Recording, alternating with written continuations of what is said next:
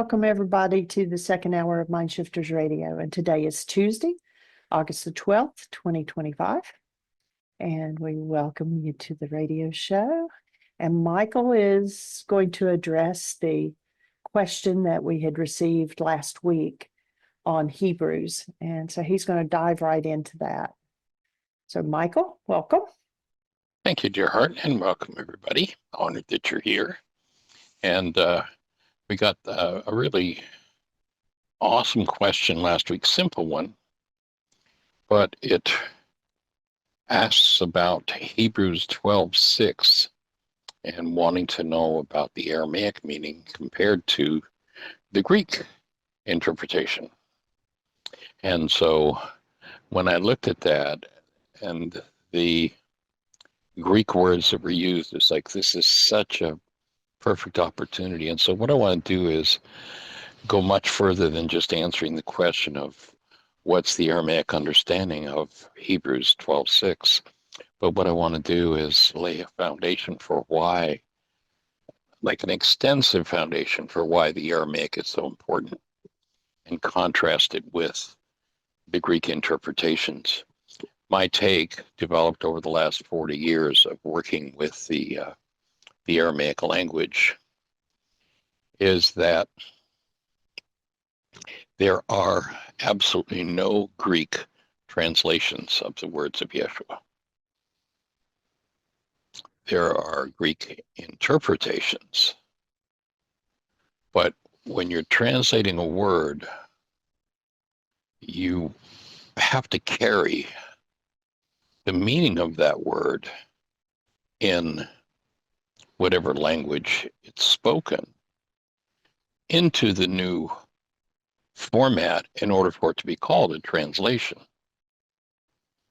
If you're not carrying the meaning of that word forward, then you're not translating the word, you're interpreting the word.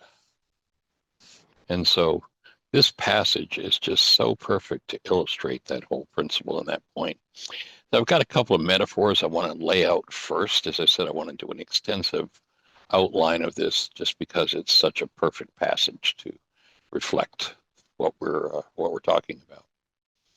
And first of all, and many of you have heard me use this story before, but we'll tell it again so that it's part of this show, so anybody in the future that listens will have this information. But let's imagine that Jeannie and I are doing an intensive at Heart Lane, or in Bristol, Virginia, Abingdon, Virginia. And we get a letter from a gentleman from Russia who wants to come to the workshop. He doesn't speak any English. And I know that you are one of the top translators of the Russian language to English and English into Russian in the world. And I know that you'll be delighted to support this guy. So I contact you, and I know you've got an extra room in your home. And so I ask if you'd house this fellow and bring him back and forth to the workshops. And of course, you're just delighted. Of course I will. Translate, that'd be fabulous. So we go through a whole 9-day intensive, and you've translated the whole week. We've gone out for dinner a couple of times, and we've really gotten to sort of know this fellow, though he doesn't speak English. I don't speak Russian. And at the end of the week, I really want him to know how much I enjoyed our time and how much I like him and how awesome he is. And not speaking Russian, I turn to you and ask if you would let this fellow know that I think he's just really cool. And you turn to him in your best Russian and tell him that Michael thinks he's got a low body temperature. Now, you translated my words perfectly, but your interpretation didn't say a word about what I meant. And the reason for that is because I used an idiom. And a translator has to know the meaning of a word, and especially has to know the meaning of an idiom in order to carry that meaning across. So what we have when you tell this fellow that I think he's got a low body temperature, and who knows, he might be confused, he might be angry. How dare he's, who's he think he is? Who knows what goes on for him. Suffice to say, when you told him I thought he had a low body temperature, you did nothing to communicate the meaning that I was holding for my words. And the idea of translation is, in order to be a translation, it has to carry the meaning over. It can't be an interpretation and call it a translation. And that's why I say there are absolutely no translations in Greek of the teachings of Yeshua. So there's a work here to be done, and to move out of what we've been trained into as the words of Yeshua that are really primarily Greek philosophy. There's a significant amount of work to be done. And at this point I'm referring to myself, some might groan under the weight of understanding. And, this actually happened for me this morning. In preparing for this, I went back to some of the work that I've done, and many of you know that I've worked with doing a translation or doing an accurate representation of the Beatitudes in Aramaic for decades. I first started working on that particular project about 40 years ago. I've done several radio shows. I had a whole new level of insight back a few months ago when I did the best I could do of doing a quantum still point session on myself, and came up with it just transformed the whole understanding of the Beatitudes that I had. And then this morning, as I was working on this, there was another whole opening, and it was kind of like, okay, I got it. Wow. I mean, that's like, and I've been working on this for 4 decades. Well, what's taking so long? How long does it take? Kind of groaning under the weight of complaining. And why didn't I understand this 40 years ago when I did this? So that was kind of the question in my mind. And the answer that I got was, how long is it going to take? Well, how long have you been away? I was like, oh, okay, I got it. And, the other thought that came along with that for me was, well, how many times and how many ways do I need to hear it? And you maybe have asked that question yourself, because you know that on the radio show, if you've been listening for the last 15 years or the last 2 years, there are certain ideas that I'll speak of, and I'll plant them here and here and here and here and there and there. Why? Because that's how you build the brain cells for understanding. But that other thought that came to me this morning was, after this, getting what was for me a major insight into one of the Beatitudes, which I'll share toward the end of this presentation. It's like, how many times and how many ways do I need to hear it? And the answer that came back was, how many times and in how many ways have you lied to yourself? How many times and how many ways have you been lied to? And then I was told, remember that lying comes most subtly to us. And we lie so subtly, like we say things like, they made me mad. That's a lie. Nobody's ever made you mad. But if there's mad in there, 1 million people can trigger it. And being lied to, most commonly, what form does that come in? Well, it sounds something like, it's their fault that you're hurting, but go ahead and forgive them. Be big about it. Well, if you don't have the brain cells for it, and you really look at what I just said there, that phrase entails 2 deceptions. One, they made me mad. It's your fault that I'm hurting. The belief that someone outside of you or something outside of you is the cause of your upset, of your pain, is always a lie. And then the second deception there is that I can't even, and that I should forgive them, is a total fraud. Never. ever forgive anybody for anything. Now, I've had people who've said, oh, that's right, Michael, I need to forgive myself. No, never forgive yourself for anything, because you can't. Forgiveness is not about what the Greeks fed into our minds, that I'm supposed to let you off the hook for what's going on inside of me. You cannot forgive another, because forgiveness in Aramaic is a tool of removal of what never belonged within your structure. Now, if someone's done something that's out of line, pardoning them is a really nice thing to do, but it's got nothing to do with forgiveness. And if you call letting somebody else off the hook, pardoning them, forgiveness, then you'll never do the real forgiveness work. So as that original answer came back to me, it was like, yeah, how long did you say you've been away, Michael, from the truth? It's going to take time to come back.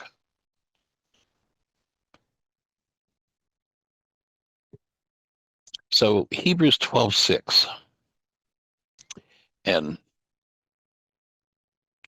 I want to offer three different metaphors for putting together this whole picture of these Greek teachings about, and I make that word very distinctly, like put it in caps, teachings about Yeshua, not the teachings of Yeshua, because you can't speak Yeshua in Greek because of the structure of the thought and the perceptual constructs of the mind. It just can't be done. And so what I want to do is point out why the Aramaic is so important. Now, with our friend from that hosted our Russian guest, notice that when he told our friend that he had a low body temperature, he did not say anything about my words. Did he translate my words? No. He interpreted it through his brain cells. Not knowing the idiom for being really cool, what he did was took the word cool, which to him had something to do with body temperature, and interpreted through his brain cells what I meant. So that's the first metaphor that I want to put in there, is that if you don't have the brain cells, you can't speak it, you can't think it, you can't hear it. Second metaphor I want to put in here is, let's imagine we've got a kindergarten kid that enters a hospital lab. And in entering the lab, he sees wires, sees an open cabinet, and he's like, oh, look, a play toy for me. So for the kindergarten kid, they're the brain cells that he has when he enters this hospital lab. A civilian laborer walks into the same lab and says, oh, look, some kind of an electronic contraption. His brain cells. A doctor steps into the lab and says, let's get ready for the x-rays. Which one had the understanding of what they saw? Now, each of them saw something, but they could only interpret it and understand it at the level of brain cells that they had for what they just experienced. When you look at the Aramaic teachings of Yeshua, the most sublime teaching on the real pathway to true physical, mental, emotional, relational, and financial healing, if you don't have the brain cells, well, you can go back to 2,000 years ago, and he says to the disciples, you know, there's so many things I want to say to you, but you can't hear them. What does hearing mean? Hearing means I have the same brain cells as the person who's speaking. That's what actual hearing means. Most people are listening. They're not hearing. What's the difference between listening and hearing? Well, The fellow I asked to tell our Russian friend I thought he was really cool was listening. His brain cells took the frequency that came out of my mouth, and what fired in his mind was, oh, body temperature. If if he had heard me, he'd have gone, oh, Michael thinks this guy's really cool. He's a really nice guy, and he wants him to know how he feels about him. Difference between listening and hearing. Now, so that's the second metaphor that I want to offer in laying a foundation for where we want to go with this whole idea.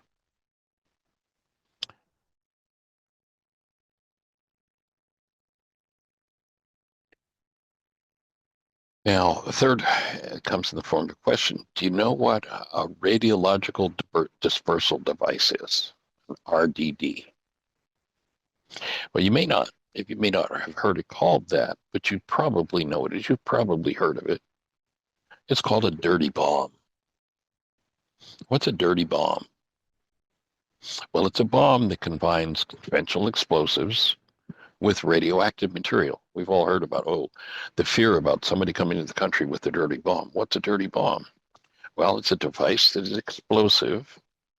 And of course, when it detonates, it throws shrapnel or whatever is within the range of the device in every direction. In the case of a dirty bomb, there is radioactive material in the bomb so that not only does the explosion occur and do damage, but it disperses this radioactive dust. So the immediate danger is the initial explosion, and then the radiation released will eventually cause just a myriad of invisible, unless you have the brain cells to understand it, invisible severe illnesses and ultimately death.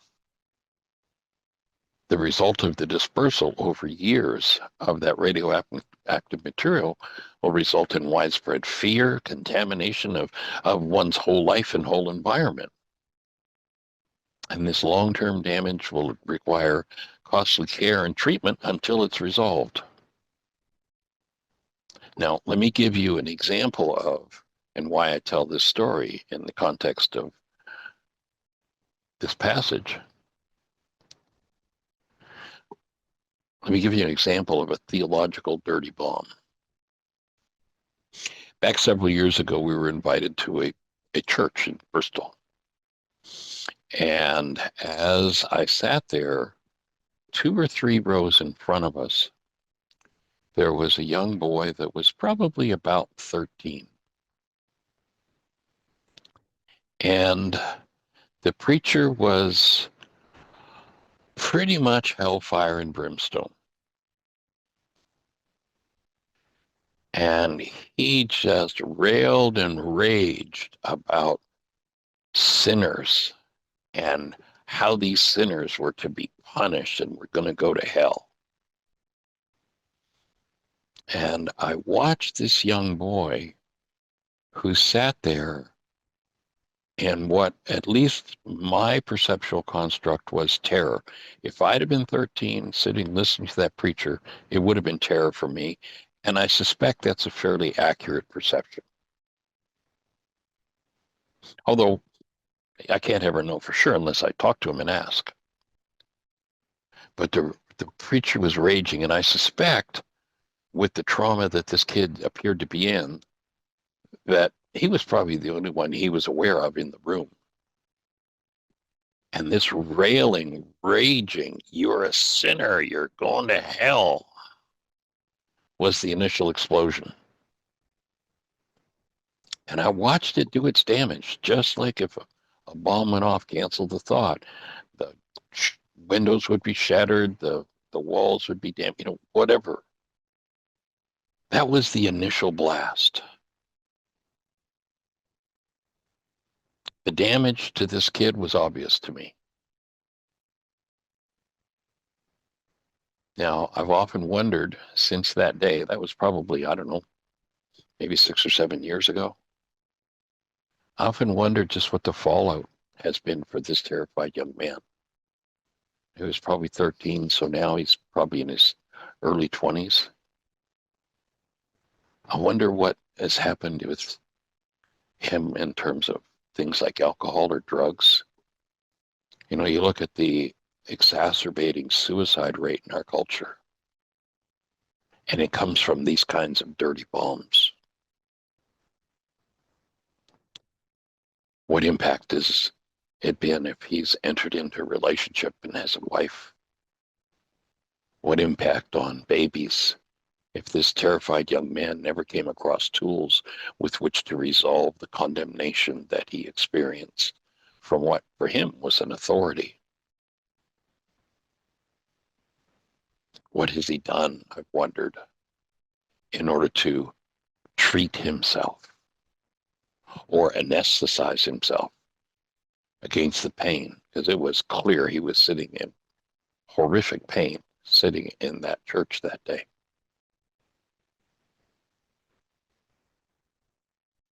So back to the direction of Hebrews 12:6,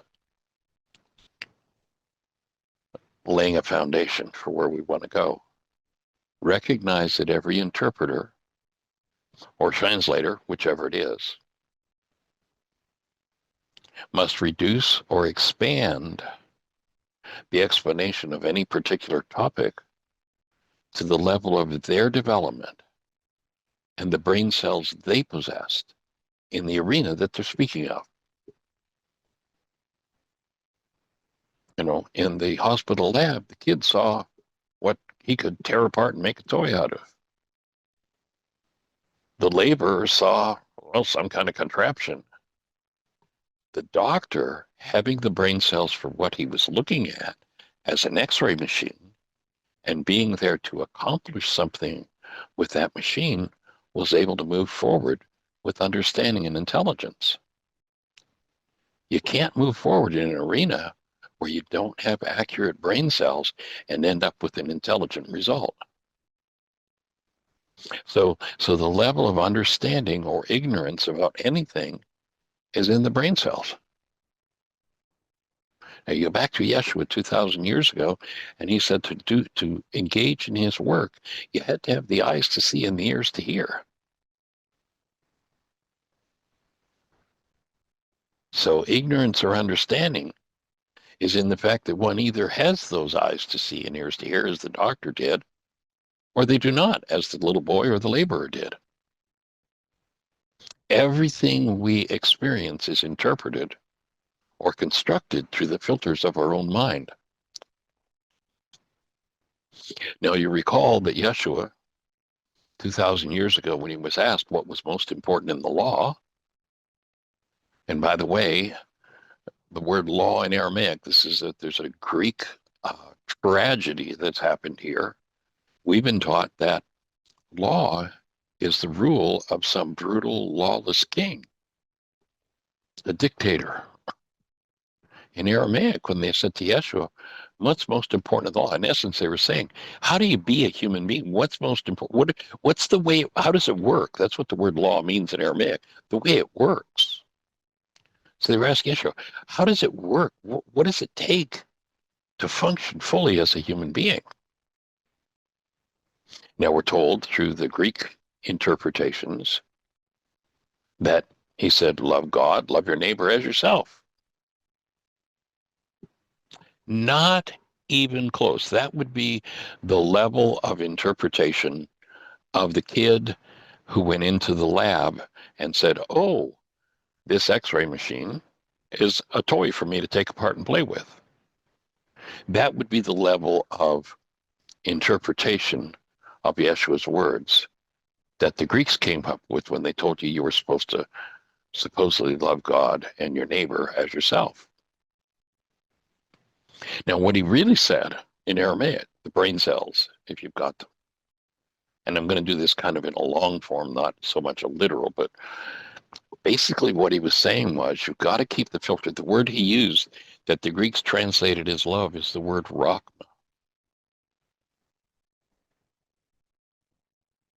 Rachma has nothing to do with the act of loving someone.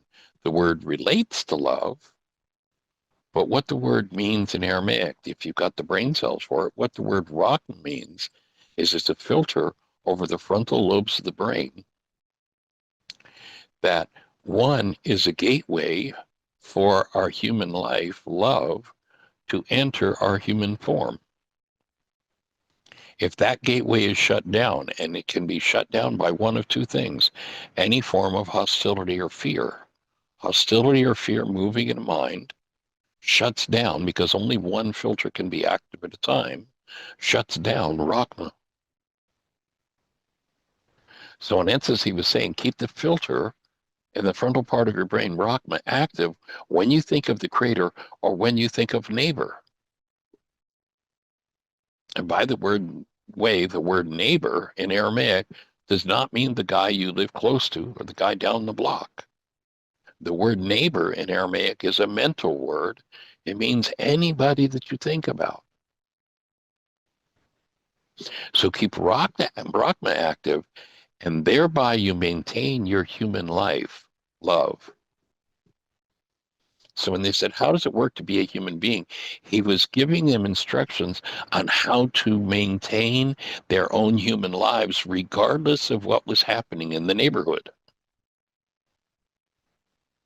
So if Rachma is active and you interact with creator or neighbor, you'll experience life from the perspective you were designed to experience life from that of love, from compassion, from generosity, from decency, from caring and aliveness, rather than, as Paul said, through a glass darkly. That is a mind darkened by fear, punishment, and the anesthetic hostility. Now, for me, the best definition I've found so far of the word life is that life is love flowing through a cell. Now, let's take a minute here to look at how well those who fabricated this new interpretation of the instructions of the one whose self-proclaimed purpose was to bring us life and bring it more abundantly. How were the two main forces behind the reinterpretation of Yeshua's instructions doing in the department of following his guidance? And remember that even in his day, many came to Yeshua falsely proclaiming him to be their guide. In fact, to them, in Luke 6:46-49, he says this, "And why do you call me Lord, Lord, and not do the things which I say? Whosoever comes to me and hears my saying and does them, I'll show you what he's like. He's like a man which built a house on and dug deep and laid the foundation on rock. And when the flood rose, the stream beat vehemently on the house and could not shake it, for it was founded on a rock. But he that hears and does not do what I said is like a man without a foundation, built a house on the earth, against which the stream beat vehemently, and immediately it fell. And the ruin of that house was great." Now, when you listen to the historical facts involved with the two who guided this translation that was called the King James Version of the Bible, which do you suppose they were? Understanding of Yeshua's word? Let's review a little history.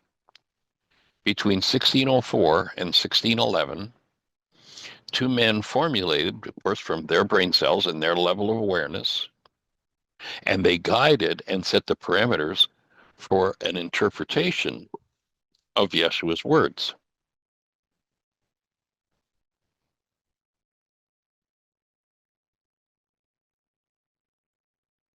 The words he said, if you live by them, pointed you toward your perfect life. And of course, the text I'm referring to is, for many people, the gold standard, referred to as the beloved King James Version of the Bible.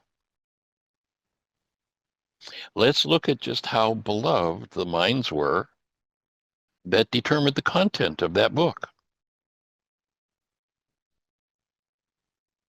what brain cells did these two have to guide the interpretation of Yeshua's words accurately? Let's check it out. Richard Bancroft, as the Archbishop of Canterbury, served as the chief overseer of the project. He was the project manager. He created 15 rules for the scholars to follow. And he was directed by a fairly well-documented, flamboyant, extravagant King James I. It was James I who set the parameters for Bancroft to follow. He commissioned Bancroft to guide this translation.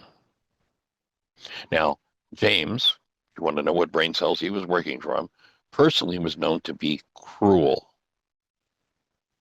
He justified and sanctioned the murder of thousands through his witch hunts. That's where this term today, oh, that's just a witch hunt, came from, at least in part, what James I did throughout his kingdom when he was the king.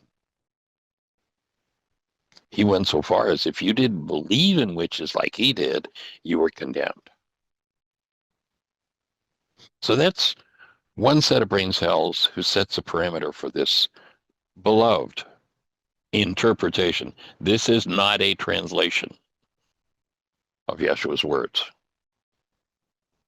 Now, Richard Bancroft, throughout his tenure as the Archbishop of Canterbury, under James I's guidance, used his authority to enforce conformity with theological beliefs that he held, the brain cells he had about the teachings of Yeshua. Now let's see how well he understood. Anyone who theologically disagreed with his interpretation, and this text that he guided to King James became globally impactful. I mean, it's touched all of us. It's touched our whole world. Anybody who disagreed with Bancroft's interpretation theologically was, under his authority, severely punished. His method of punishing ministers who disagreed included suspension, deprivation, disfigurement, imprisonment, and being murdered. He used the court of the High Commission to prosecute Puritans and was instrumental in the imprisonment of even the lawyers who simply defended him, those ministers that he disagreed with. You might see some parallels in some things happening in the world today. So the result is James I in Bancroft's rules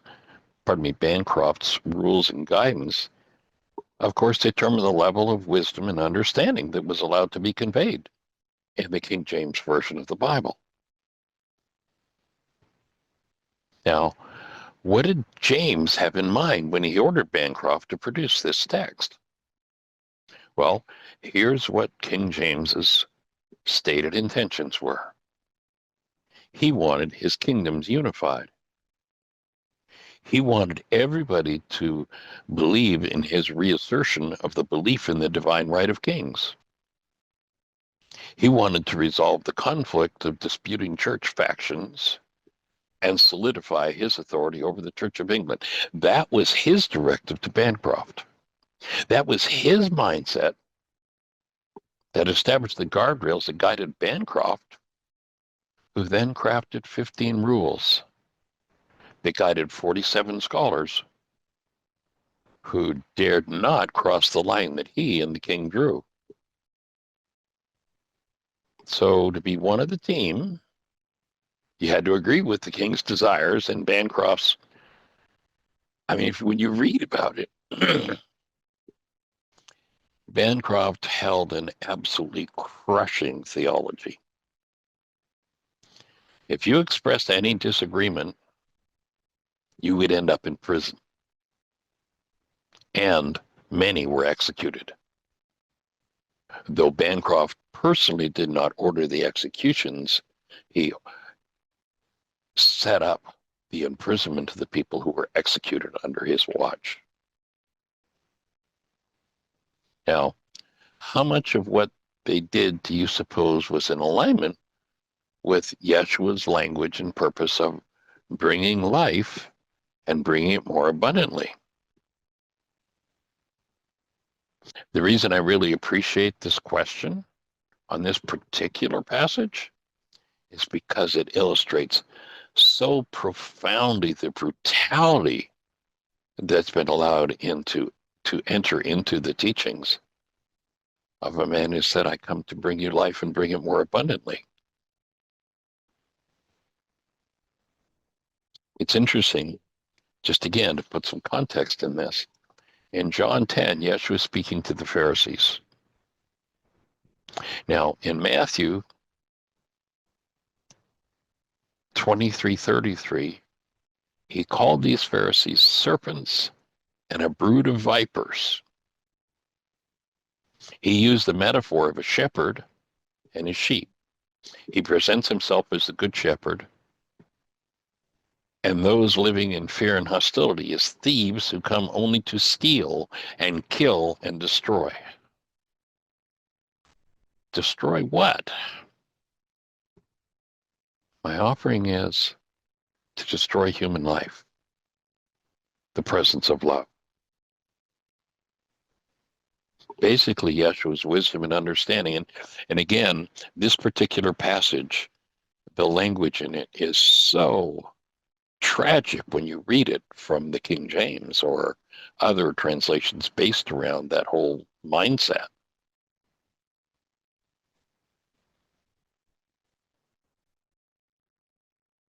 So basically, Yeshua's wisdom and understanding of human life, his instructions on achieving the result he proclaimed, was severely degraded. What were they degraded by? What's key here? Well, if you read Proverbs 18:21, it says, death and life are in the power of the tongue. Listen to what the tongue did in this simple passage. And bring into this whole, the context of this whole thing, the reflection for a moment on the words of Solomon, who was revered for his wisdom. In Proverbs 4:7, he says, wisdom is the principal thing. Therefore, get wisdom, and in all you're getting, get understanding. And this passage we're approaching in Hebrews 12:6, in a nutshell, illustrates and is an absolutely perfect example of how the fear-based Greek mythological system of words waters down and twists everything in a way that undermines wisdom, shatters understanding, and compromises the ability of one to live as their created essence, as love.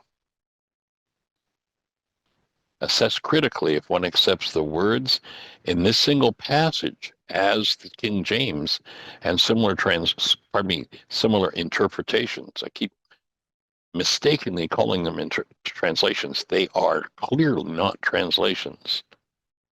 They are interpretations, in the same sense that when I said I think he's really cool,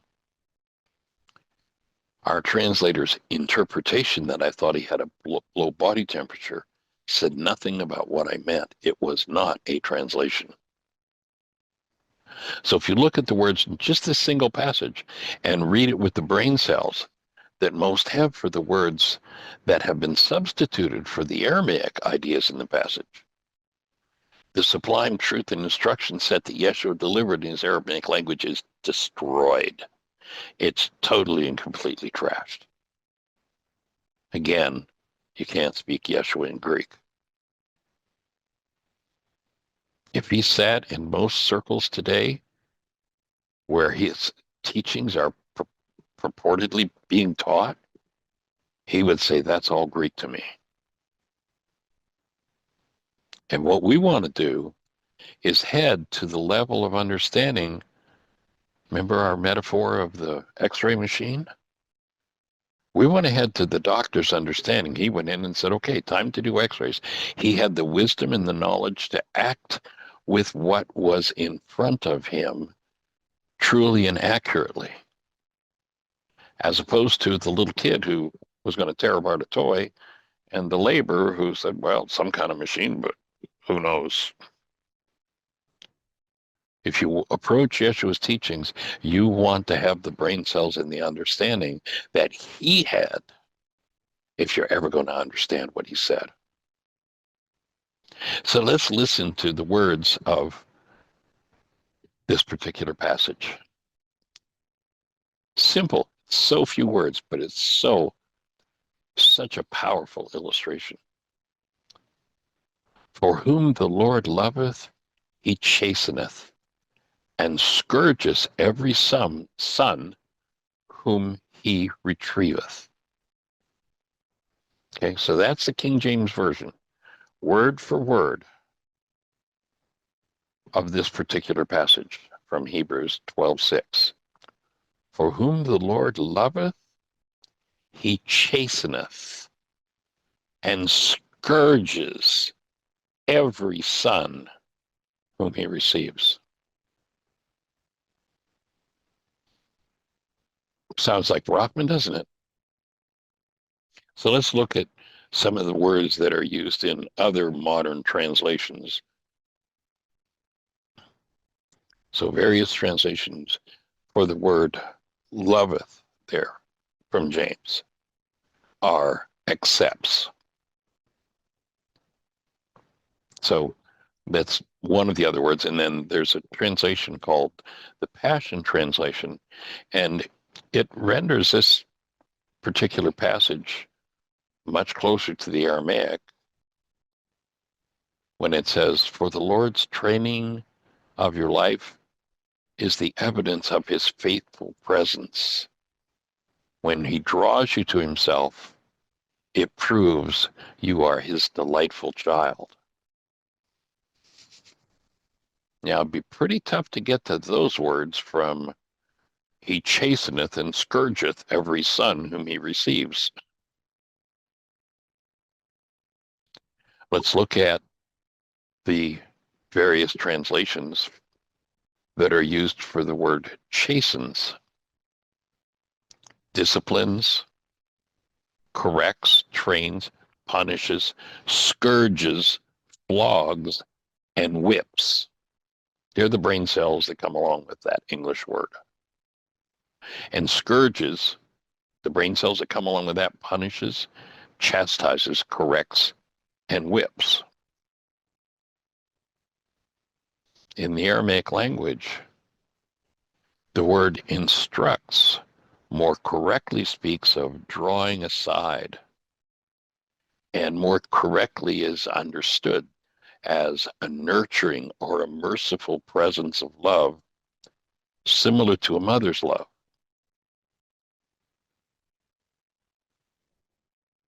The Aramaic translation for scourging would be instructs or draws aside his children rather than some kind of literal violent whipping.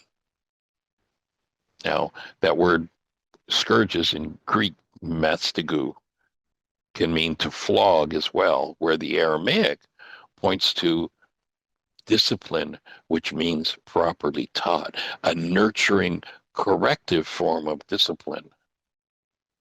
Nothing to do with we're going to flog you.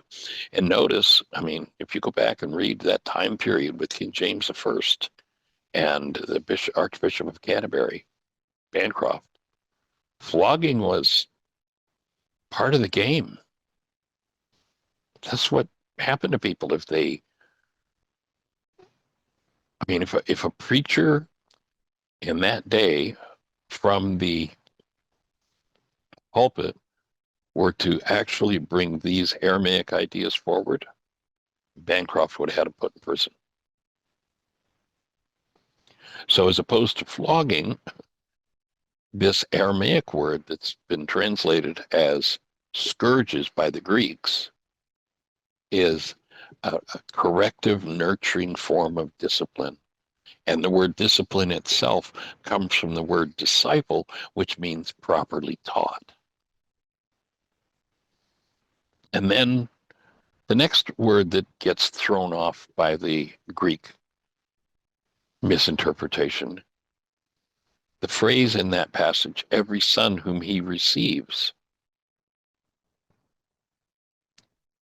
In Aramaic, that words that were translated by the Greeks as every son whom he receives, in Aramaic, the context would be everyone who is with whom the Creator is pleased. And it conveys a sense of something that aligns with the Creator's will and character. So literally, I would offer means aligned physiologically in resonance with. If you listen to the Lord's Prayer, if you look at that in Aramaic, you start out and first of all, they call it a prayer, total, complete misunderstanding. You'll notice in that case, the disciples did not say, Yeshua, would you pray for us? Would you say a prayer? No. What did they say?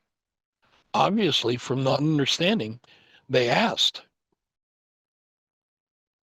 if he would teach them how to pray. Now, if I were, let's say I'm a voice coach, and you say, Michael, teach me to sing. If I sang a song for you, would I be teaching you to sing? Not in a million years.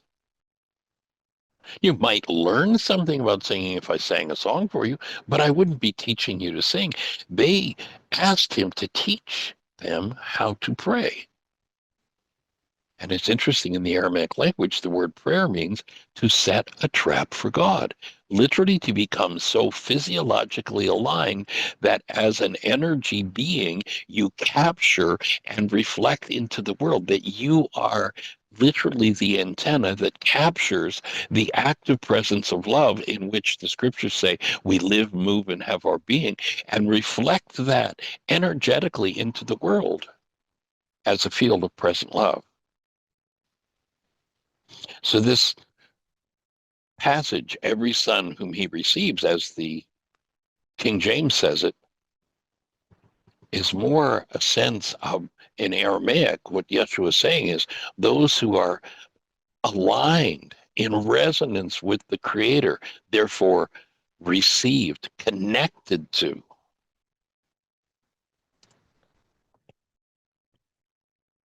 So perceived through the Aramaic brain cells, instead of from the King James Version, let's repeat that again. For whom the Lord loveth, he chasteneth, and scourges every son whom he receives. In Aramaic, we would have, for whom the Creator draws aside into its nurturing, merciful love and presence, every son or daughter aligned with the will and character of the Creator will be properly taught.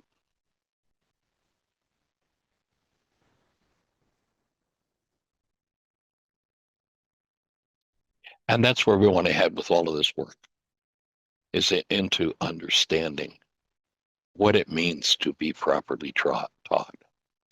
And believe me, the program involves nothing whatsoever about being chastened or scourged.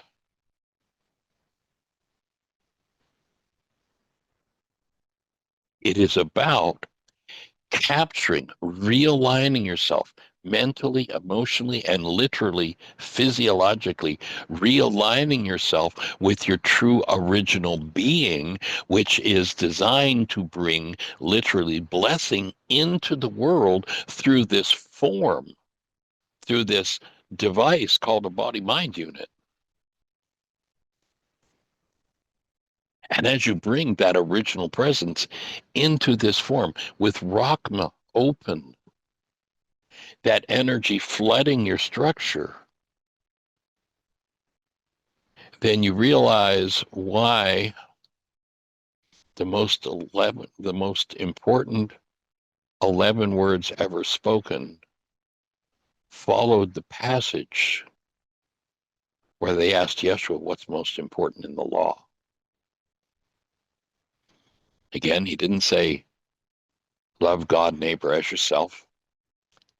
He said, have Rachma. When you think of the Creator, when you think of neighbor, for by so doing you maintain your human life, you maintain self, you maintain the presence of love in your physiology. And then he says, for upon this hangs the law and all its prophets. In other words, if you want to read the law and the prophets and be able to hear what's actually being said, you're going to have this gateway open. Everything hangs on that, on Rachma. That's how important it is. Because in so doing, you have the gateway for your human life love to totally and completely flood and fuel every cell in your structure and flood the world and everyone around you with that presence. That, I would offer, is the function of a human being. When we hit a critical mass of people doing that, then we'll start to see what human life is really about. But this loveless toil, as somebody once called it, that people are putting themselves through, this drama and trauma game is like a Greek tragedy that's been shoved down our throats in a pretense that somebody translated his words, which they did not.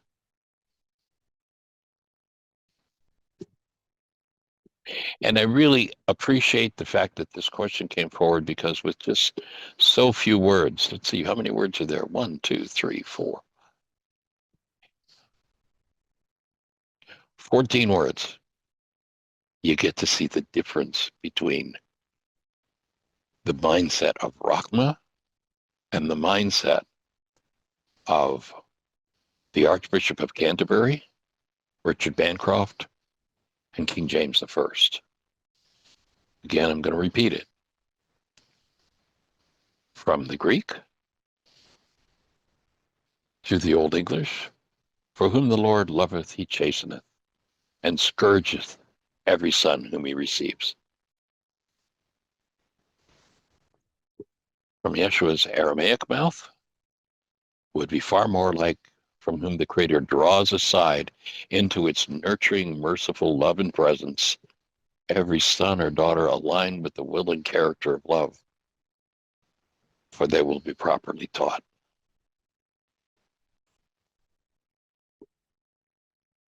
So thank you for the question. And it looks like we've got about 4 minutes for any thoughts that anybody has. So if you have a thought to share with us, please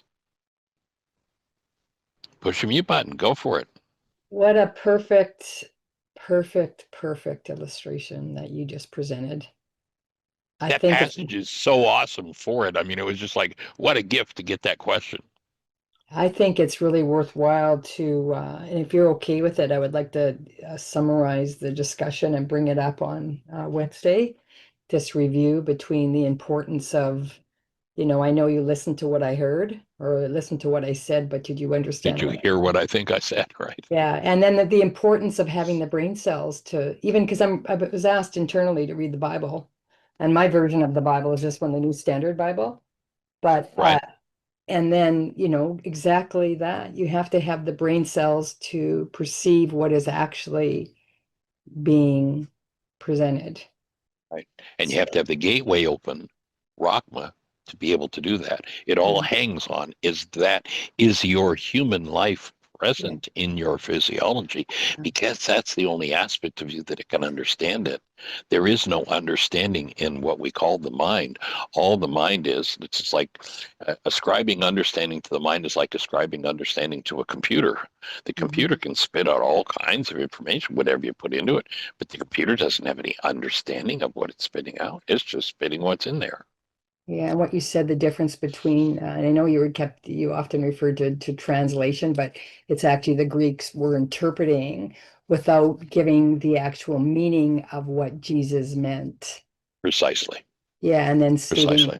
said about you cannot be translating unless you are caring for the actual meaning behind the words. And So, unless you have that gateway open, it's not going to be apparent to you. yeah, and it's That's so such a key. clear.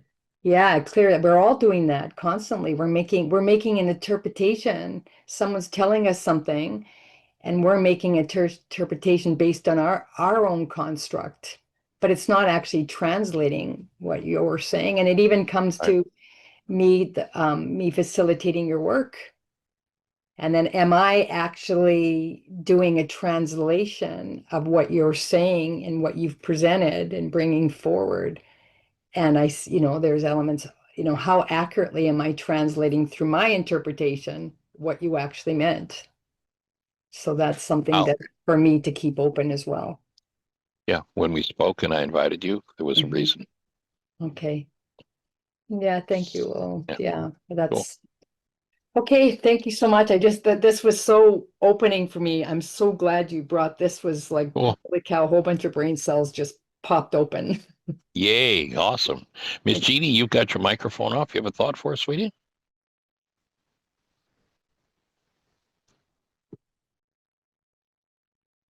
I actually didn't have it on, but no, go Oh, ahead. okay. Cool. Well, we got another minute or so. Anybody else have a thought to share?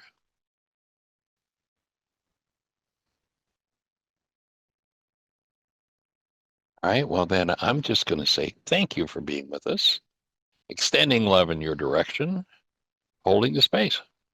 Much appreciation. Take care. Bye-bye.